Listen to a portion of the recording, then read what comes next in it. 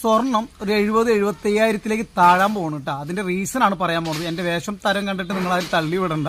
ഉള്ള കാര്യം ഉള്ളതുപോലെ കറക്റ്റ് പറയാനായിട്ട് നിരീക്ഷിച്ചുകൊണ്ട് പറയുന്ന കാര്യമാണ്.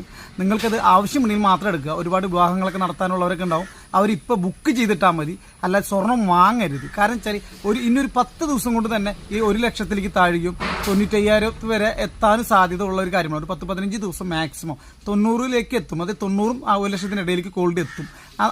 അപ്പം നിങ്ങൾ മനസ്സിലായി ഞാൻ പറയുന്ന കാര്യം ശരിയാണെന്ന്. വരുന്ന നവംബർ മാസം, ഒക്ടോബർ നവംബർ ആകുമ്പോഴേക്കും ഒരു 70-70,000 റേഞ്ചിലേക്ക് ഗോൾഡ് വന്ന് നിൽക്കും.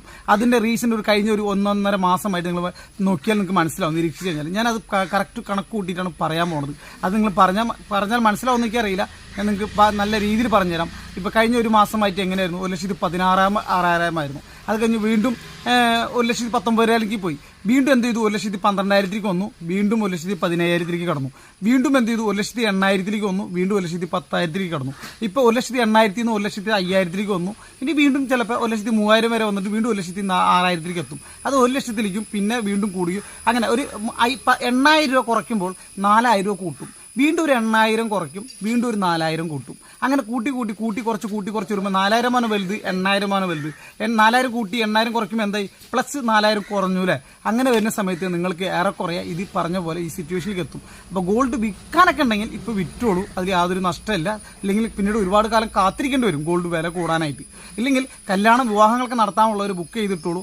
ഏറെക്കുറെ നിങ്ങൾക്ക് ജൂൺ ജൂലൈ മാസം, അതായത് ഈ ചിങ്ങമാസത്തിൽ വിവാഹം നടത്തുന്നവർക്കൊക്കെ ഒരുപാട് പൈസയുടെ മൂല്യം കിട്ടും. ഇപ്പോൾ ഈ പണിക്കാശും കാര്യങ്ങളൊക്കെ നിങ്ങളിപ്പോൾ ഡെപ്പോസിറ്റ് ചെയ്ത പൈസയിൽ തന്നെ അത് കഴിഞ്ഞ് കിട്ടിക്കോളും. ഉറപ്പായിട്ട് 100% പണിക്കൂലി കൊടുക്കണ്ടല്ലോ. 100% പൈസ അടച്ചു കഴിഞ്ഞാൽ പണിക്കൂലിയുടെ ആവശ്യം വരുന്നില്ല. അപ്പം അങ്ങനെ വരുമ്പോൾ അതുകൊണ്ട് നിങ്ങൾ നിരീക്ഷിച്ച് കഴിഞ്ഞാൽ നിങ്ങൾക്ക് മനസ്സിലാവും ഇത് ഉണ്ടാവാൻ പോണ സംഭവമാണ്.